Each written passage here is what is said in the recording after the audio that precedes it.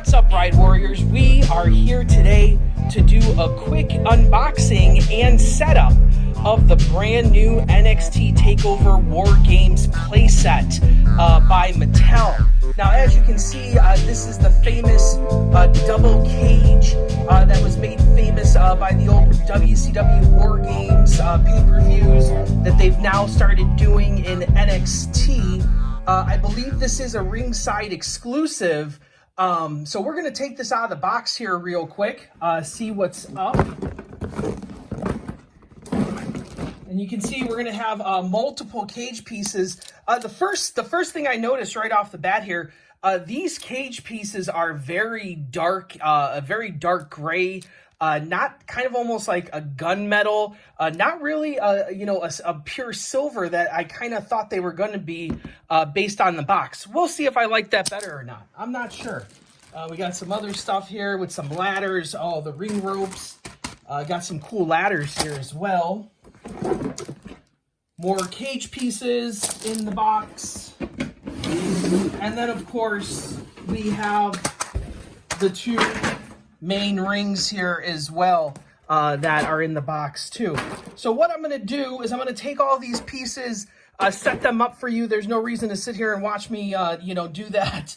And then we're going to go over some of the new features of this cage because there's some action features involved here. There are a few, special effects kind of stuff. And then, try and compare it to some of the other cages that have already been produced out there. So we will come back in a moment. So as I'm taking this out of the box, I start removing the packaging here. And something really interesting came about, and that's right here.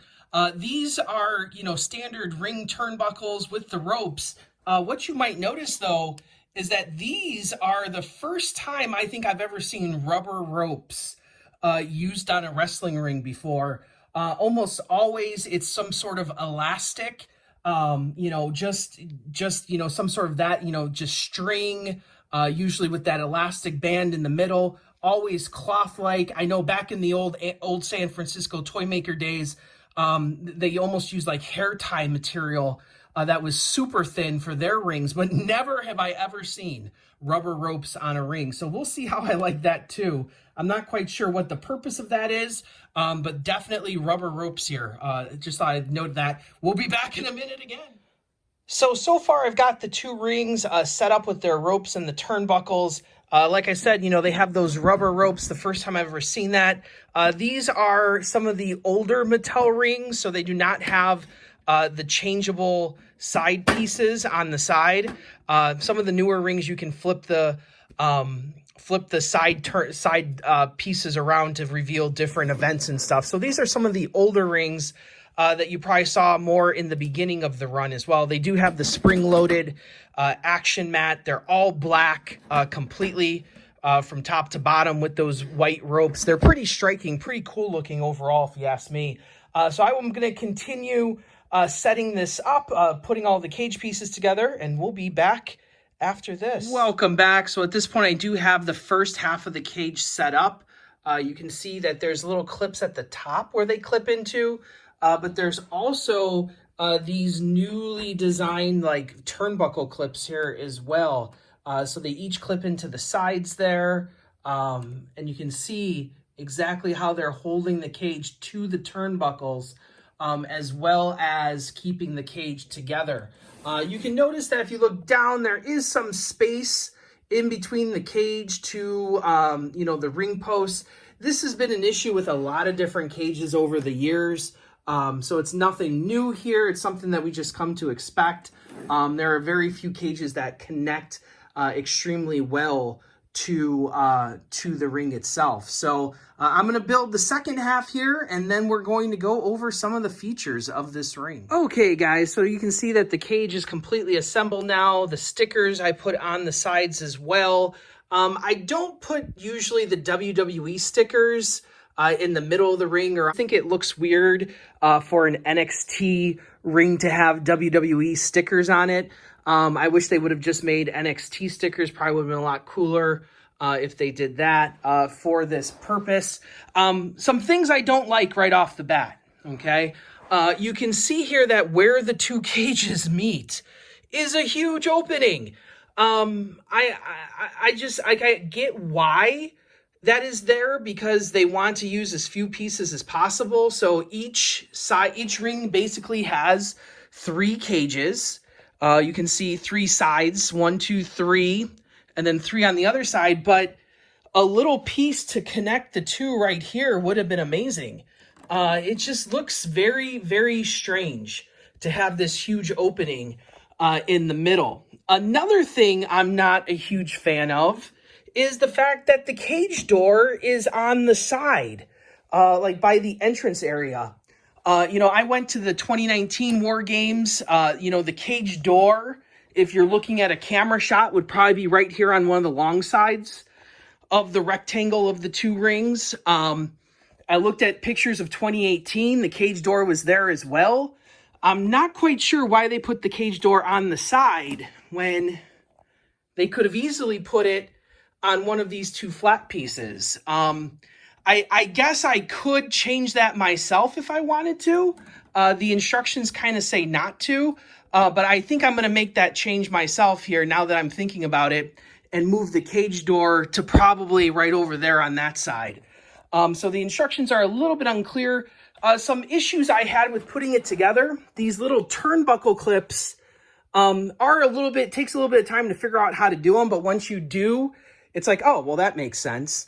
I also don't like how these turnbuckle clips are just exposed there as well.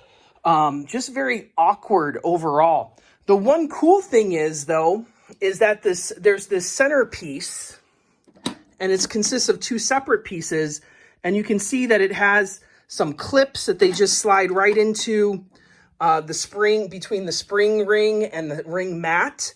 So that's a really cool feature. And you can see that there's various things that open up. These things pop out, and I'm sure you can find different combinations of how to make that stick better. Like they stick in there pretty well. And there's clips on both sides, which is really cool. But maybe you don't want to have both of those on the same side. Maybe you can alternate where the pieces go, and to make it fit what you want it to do more. Overall, I don't know how I feel about the darker ring cage. You can look at like other rings. So this is a very early ring. I think that's even Jax made that one. You can see it's a much brighter silver compared to this ring. The real scale Hell in the Cell is even lighter than that. So this is almost like a gunmetal gray, like I was saying before. That I think it works for War Games. It's just not what you see on television a lot. My biggest pet peeve, though, of this whole thing, because I can fix the door myself, I think I can. I believe I can just rotate that cage piece somewhere else. But my biggest pet peeve is this huge hole in the middle. And you can look at the box as well. And the box clearly shows that that hole is supposed to be there. So there's no changing it. Their door, you can see on the box, their door is set to the corner as well. Like I have mine set up here. So that's how it's designed to work, which I think is kind of awkward because the ring itself has never been designed to be like that. You can see there it's on the side, like towards the entrance ramp. I think it's an interesting product. It's cool to have a War Games. This one does not have the top on it either. So you're not getting the top piece of the cage, which is a little disappointing if you wanted to do classic WCW War Games, and kind of recreate some of that.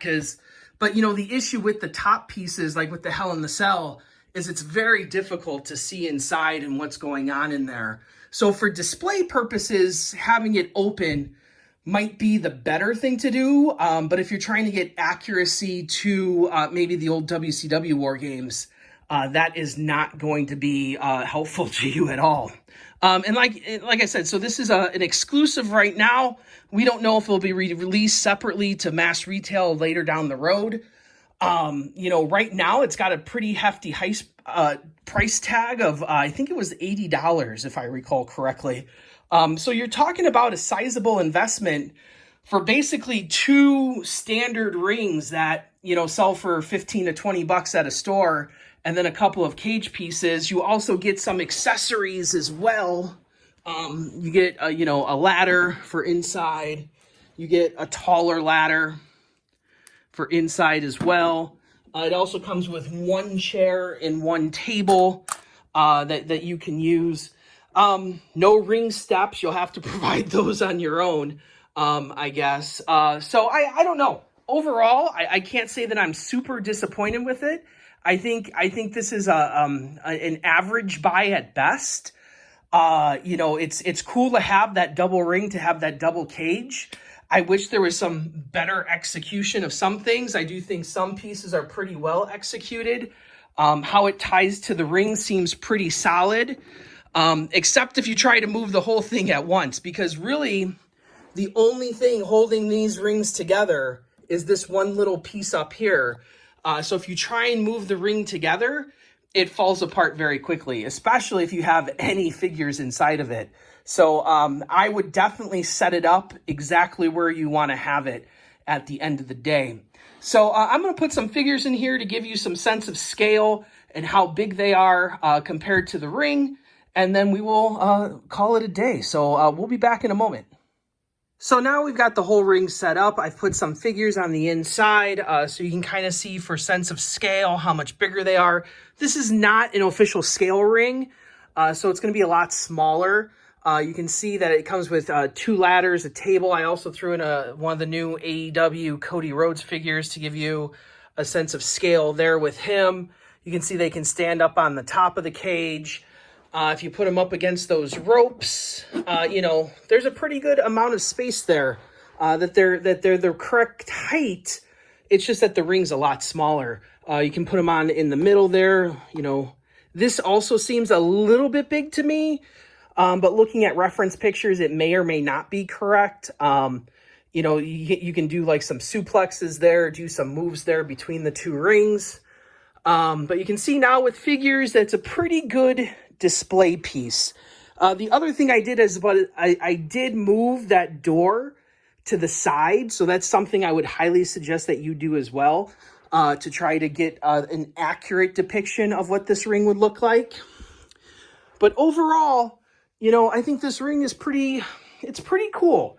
So it's nice to have a War Games ring. It's nice to have, you know, a setup like this. And I think overall, even though it has some pretty big flaws there, I still think it's going to look pretty cool in your collection. So I'd have to recommend it, maybe not at full price, maybe wait for a sale or to see if it goes on clearance. I don't know how limited these things are.